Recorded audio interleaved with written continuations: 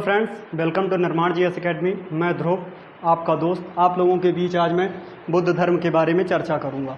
तो सर्वप्रथम हमारा बेसिक क्वेश्चन यह है कि बुद्ध धर्म का उदय कैसे हुआ। तो उत्तर वैदिक काल के बाद या उत्तर वैदिक काल के दौरान सनातन धर्म में बढ़ती कुप्रथाओं, अंधविश्वास, कर्मकांड के कारण लोग इससे दूरी बनाना चाहते थे, क्योंकि यह जातिवाद, धर्मवाद और वर्ण व्यवस्था से परे था।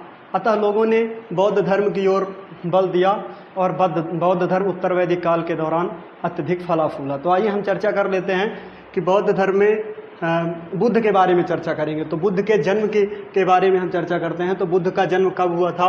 तो इनका जन्म 563 ईस्वी पूर्व में, 563 ईस्वी पूर्व में इनका जन्म 563 ईस्वी पूर्व में, स्थान कपिलवस्तु।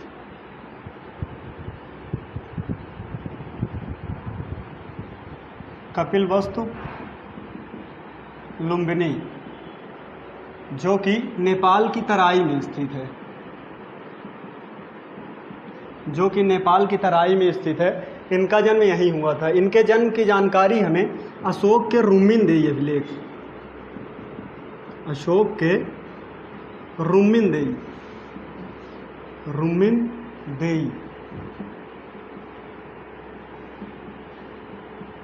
अशोक के रुम्मिनदेई अभिलेख से होती है। इनके बचपन का नाम, तो इनके बचपन का नाम सिद्धार्थ था। इनके बचपन का नाम सिद्धार्थ था। तो सिद्धार्थ इनका बचपन का नाम कैसे पड़ा? तो जब इनका जन्म हुआ था तो इनके पिताजी ने इनके जन्म के बाद बरहूं संस्कार के दिन 5 साधुओं को या कुछ साधुओं को बुलाया था इनका नामकरण करने के लिए। तो वो जो साधु आए थे तो उन्होंने कहा था कि इस बच्चे में बहुत पोटेंशियल है, अतः इसका नाम हम सिद्धार्थ रखते हैं, जो किसी सिद्धि अर्थसाह, जो किसी अर्थपूर्ण सिद्धि के लिए पैदा हुआ। तो उन्होंने कहा था कि या तो यह एक बहुत बड़ा राजा बनेगा, या तो एक यह बहुत बड़ा राजा बनेगा जो विश्व को विजित करेगा, या कि यह एक बहुत होली या पवित्र व्यक्ति बनेगा,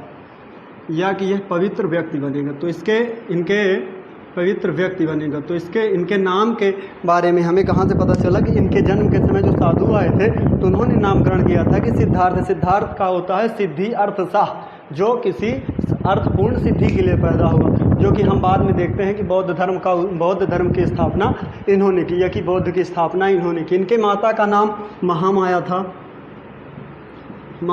था या माया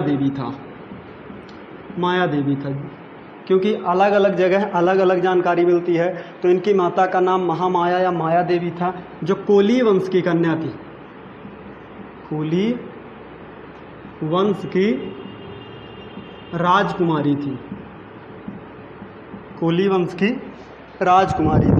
इनकी माता का नाम कोली वंश की जो राजकुमारी थी। तो इनके पिता के बारे में हम देख लेते हैं। तो इनके पिता का नाम शुद्धोधन था, शुद्धोधन शाक्य था, जो कि शाक्य गण के मुखिया थे,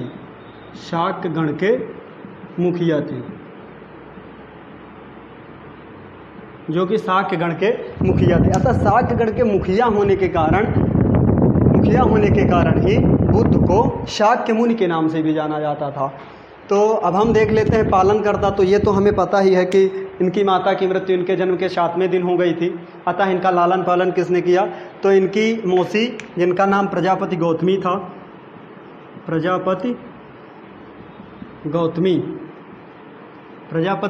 था, जिन्होंने इनका लालन पालन किया। अतः इस गौतमी के कारण, यानी कि प्रजापति गौतमी जो इनकी माता का नाम है, इस गौतमी के कारण ही इनको गौतम के नाम से जाना जाता था। अब हम पत्नी के बारे में देखते हैं। तो इनकी पत्नी का नाम यशोधरा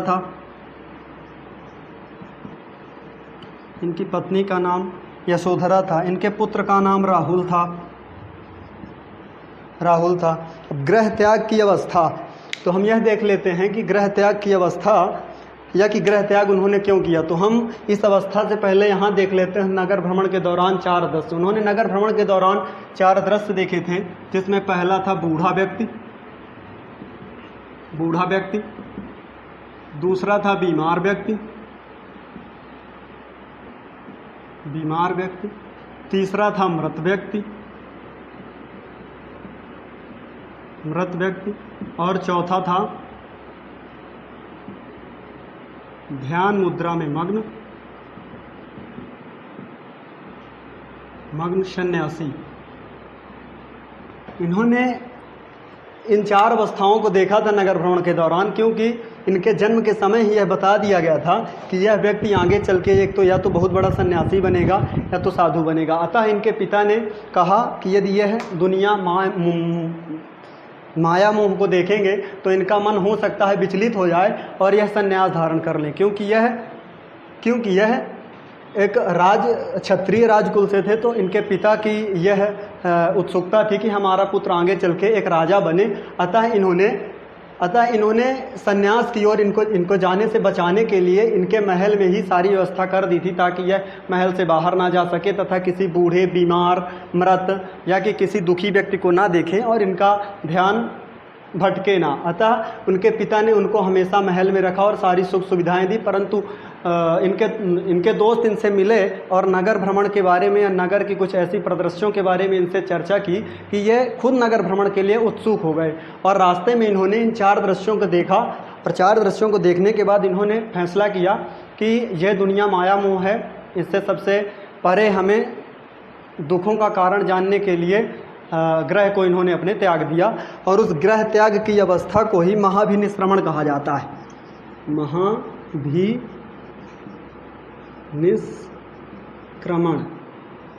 अवस्था को महाभिनिष्क्रमण कहा जाता है। तो ग्रह त्याग की अवस्था को किस नाम से हम जानते हैं? तो महाभिनिष्क्रमण के नाम से जानते हैं, महाभिनिष्क्रमण के जानते हैं। तो हम बात यह कर लेते हैं कि उन्होंने जब यह 4 अवस्थाएं देखी थी तो उन्होंने कहा कि सृष्टि दुखों से भरी है और संसार को जरा, मरण और दुखों से मुक्त करने के लिए इन्होंने 29 वर्ष की अवस्था में तथा ज्ञान की प्राप्ति हेतु तो अपने ग्रह को त्याग दिया। ग्रह त्यागने के बाद इनकी मुलाकात एक सांख्य दर्शन के प्रमुख व्यक्ति से होती है, जिनको इन्होंने अपना पहला गुरु स्वीकार किया। तो इनका पहले गुरु का नाम आलर कलाम था।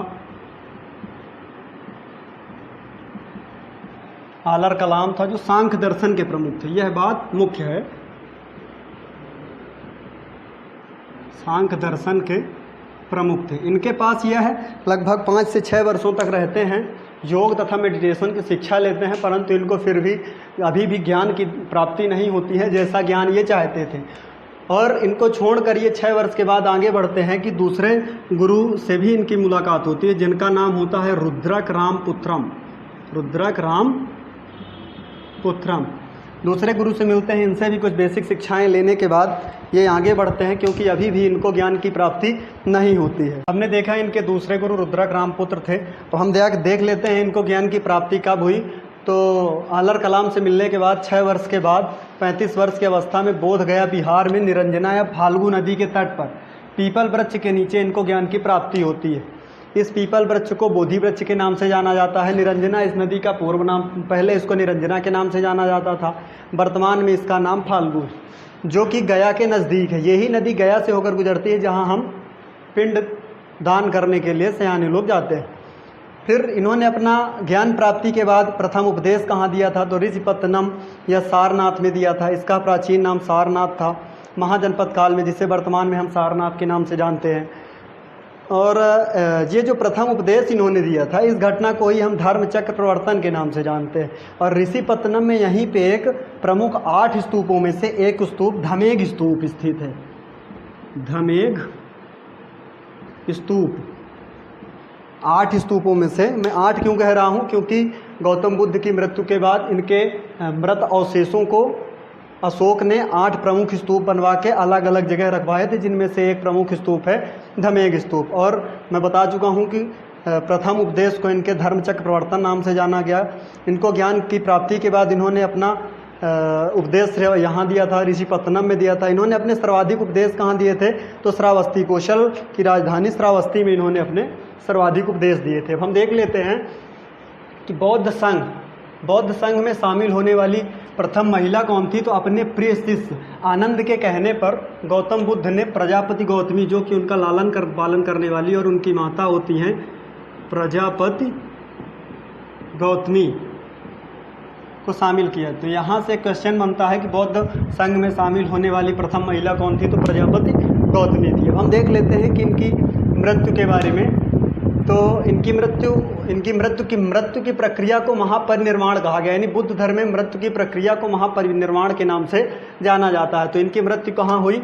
पावापुरी बिहार में चुंद नामक लोहार से सूकर मांस मिला के उसने कुछ ऐसा भोजन बनाया था जिसमें सूकर मांस मिला के गौतम बुद्ध को दे देता है, जिससे उनकी तबीयत खराब हो जाती है। उनको बीमारी कौन सी होती है? डायरिया और अतिसार नामक बीमारी हो जाती है। उनको पता था कि यह इसमें कुछ मिला के ला रहा है सूकर मांस जैसा, परंतु उन्होंने उस व्यक्ति से प्यार के कारण और कहा जाए तो ये ना लगे कि भेदभाव कर रहे हैं, इसलिए उन्होंने इस भोजन को पा लिया, ग्रहण कर लिया।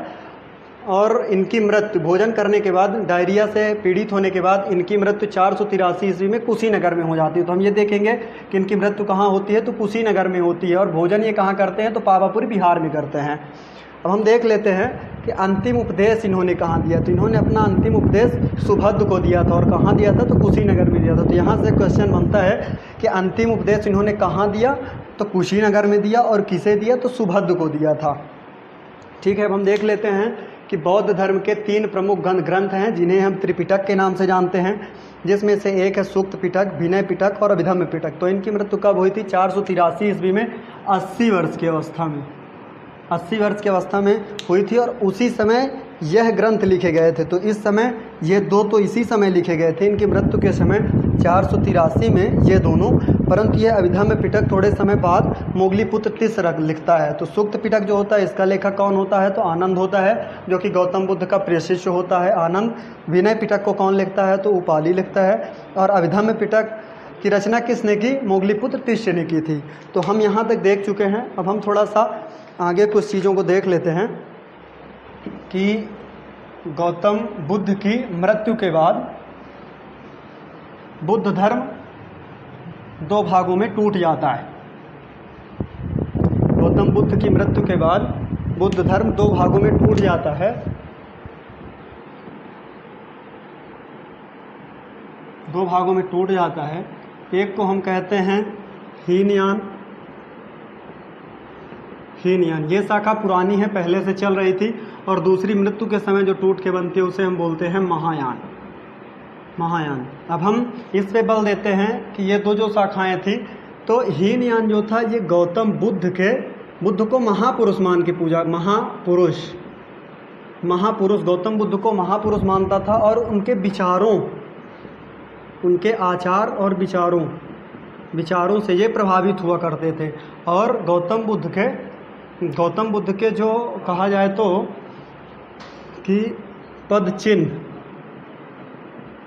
चिन्ह जो थे उनकी ये पूजा करते थे। पर महायान शाखा जो हुई वो गौतम बुद्ध को भगवान मानने लगी। और उनके विचारों से तो ठीक है भगवान मानने लगी, और मूर्ति बना के पूजा करने लगी। मूर्ति बनाना किस शाखा ने प्रारंभ किया बौद्ध धर्म की? तो महायान शाखा ने मूर्ति बनाना प्रारंभ कर दिया था और मूर्ति की ही पूजा करनी शुरू कर दी थी। जबकि गौतम बुद्ध ने यह कहा था कि किसी भी व्यक्ति विशेष या देवता की मूर्ति पूजा नहीं करनी चाहिए। हर व्यक्ति अपने आप में स्वयं भगवान है, और आप हमें भी फॉलो ना करें, स्वयं को फॉलो करें, वही धर्म है। तो ये जो दूसरी शाखा हुई इसी ने मूर्ति बनवाना शुरू कर दिया था, जो कि ये शाखा मूर्ति बनाना शुरू कर दी थी। चलिए हम इतना जानते हैं। इसके बाद देखते हैं कि अपने यहाँ से बौद्ध धर्म का प्रचार करने कौन गया था? चीन। अपने यहाँ एक प्रमुख कवि होते हैं नागार्जुन, जो कि चीन बौद्ध धर्म का प्रचार करने जाते हैं। बौद्ध धर्म का प्रचार करने जाते हैं।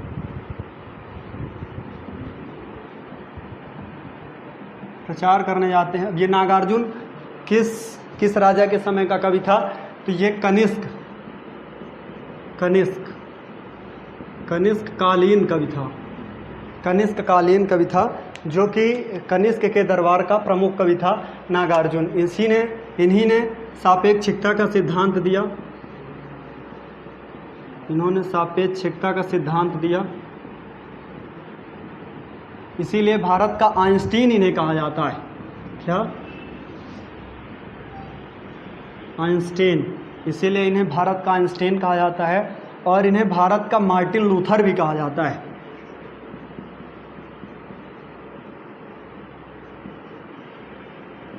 और इन्हें भारत का मार्टिन लूथर भी कहा जाता है। अब और एक बात और, फहयान एक चीनी यात्री था जिसने नागार्जुन को 4 धर्म स्तंभों में एक प्रमुख धर्म स्तंभ के रूप में, एक धर्मशास्त्री के रूप में कहा था। तो 4 धर्मशास्त्रियों में एक कहा था, 4 धर्मशास्त्रियों में से एक कहा था। तो लगभग बौद्ध धर्म के बारे में हमने सारी जानकारियाँ लगभग प्राप्त कर ली। थोड़ी सी और है तो हम और देख लेते हैं कि प्रथम संगति, बौद्ध धर्म की प्रथम संगति का आयोजन कब किया गया था? तो प्रथम संगति का आयोजन उनकी मृत्यु के समय 483 ईस्वी पूर्व किया गया था। उस समय राजा कौन था? तो राजा अजातशत्रु था। और अध्यक्ष कौन था? तो महाकश्यप था। और आयोजित कहाँ की गई थी? तो राजगृह में एक पहाड़ी होती है, उस पहाड़ी में आयोजित किया गया था। तो लगभग हम बौद्ध धर्म के बारे में बेसिक जानकारियाँ और महत्वपूर्ण जानकारियाँ प्राप्त कर चुके हैं। आज के लिए दोस्तों इतना ही। धन्यवाद। हम फिर मिलेंगे आपसे।